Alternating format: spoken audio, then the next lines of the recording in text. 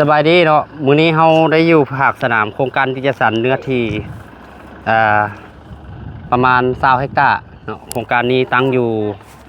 ใกล้ๆกับมซขี่รถมซโดกๆมาประมาณ15นาทีฮอดโครงการนี้เนาะซึ่งว่าก่อนหน้านี้เฮาได้อนามัยป่าเนาะบุกเบิกป่าอนามัยป่าจูดขี้เหงื่ออย่างต่างๆแล้วก็ฮอดขั้นตอนของการเอารถเกรดมาเกรดปรับหน้าให้มันเพียงแล้วก็ได้เอากอง RTK มาจับจุดขอบเขตแดนแต่ละลักทางแต่ละเส้นหัวมุมแต่ละมุม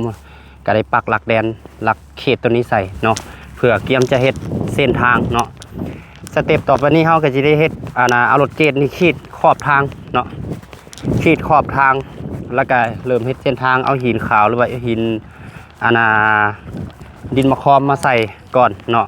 เอาพื้นดินหน้าบ่อนจุดเส้นทางหันออกประมาณ30เซน40เซนแล้วก็เอาดินหินขาวหรือว่าดินมะคอมไปลงก่อน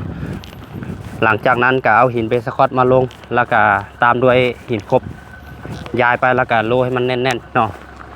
มื้อนี้ทีมงานเฮาก็หลายคนมาช่วยเฮ็ดเวียกช่วยกันเนาะมื้อนี้เนาะคนเริ่มกดโครงการนี้เป็นป่าแบบนั้นเลยเนาะเป็นป่าคือเฮาเห็นนี่ป่าใหญ่แบบนี้เลยเนาะใช้เวลาบุกเบิกเนาะเอาป่าออกนี่ก็ถือว่าบ่ธรรมดาใช้เวลาเกือบ3เดือนเนาะเกือบ3เดือนกว่าสิเอาป่าไม้พวกนี้นี่ออกได้ก่อนสิเป็นเดินเกียงแบบนี้นี่นะเนาะ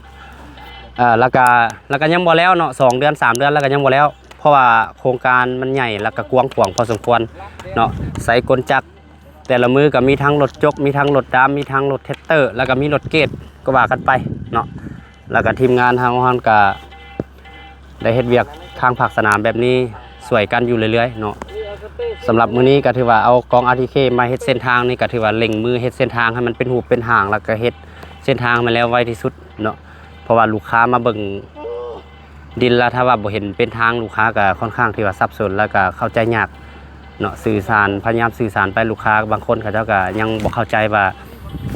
ดินตอนนี้มันอยู่จุดใดค่อยหมักตอนนี้แต่ว่าฮู้ดินตอนนี้มันอยู่จุดใดเพราะฉะนั้นเฮาก็กำลังเล็งเต็มที่เพื่อเฮ็ดให้เส้นทางเป็นหูเป็นหางแล้วก็ให้ลูกค้าสามารถมาเบิ่งดินได้แบบสะดวกสบายหลายขึ้นเนาะก็ถือว่าฝากถึงพ่อแม่พี่น้องผู้ที่ว่าจะอยู่ต่างประเทศก็ดีเนาะคนลาวไปเฮ็ดเวียกต่างประเทศบ่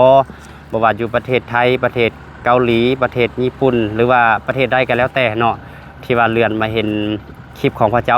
าพเจ้าทาง YouTube นี่เนาะถ้าว่าหากว่าหาเงินอยู่ทางต่างประเทศอยากได้ดิน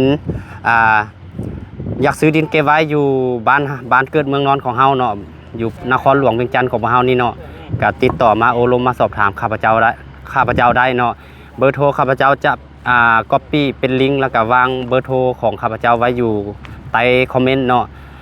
สำหรับผู้ใดที่ว่าอยากได้10คูณ20 15คูณ20 20คูณ40จังซี่นะแต่ว่าอยู่ต่างประเทศบ่มีเวลามาเบิ่งก็สามารถโทรวิดีโอหรือว่าโทรเสร็จเป็นข้อความมาปรึกษาอบรมกับข้าพเจ้าได้พวกเราเป็นบริษัทที่ว่าพัฒนาอสังหาปัจจุบัน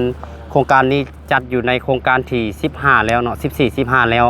ก็ถือว่าผ่านมานี่ก็มีลูกค้าหลายๆคนเนาะหลายๆท่านที่ว่าไปเฮ็ดเวียกอยู่ต่างประเทศแต่ว่าแบ่งเงินแบ่งคำมาซื้อดินซื้อดอนอยู่บ้านเกิดเมืองนอนอยู่ประเทศลาวของเฮาโดยเฉพาะนครหลวงนี่เนาะก็ถือว่าหลายคนเนาะก็ฝากไว้ถ้าหากคานบ่เชื่อมั่นจังซี่ก็สามารถเช็คประวัติหรือว่าศึกษาข้อมูลของบริษัทของเฮาได้เนาะสำหรับสำนักงานแม่นตั้งอยู่บ้านสะพังมึกเมืองไซธานีนครหลวงเวียงจันทน์อยู่ใกล้กับมซดงโดกอยู่ห่างไฟแดงดงโดกแต่ประมาณ 3-400 เมตรเนาะพี่น้องเนาะสำนักงานเฮาแม่นตั้งอยู่หั่นเนาะหรือถ้าว่าท่านบ่มั่นใจจังซี่มีพี่มีน้องอยู่นครหลวงเวียงจันทน์ก็สามารถให้เขามาเบิ่ง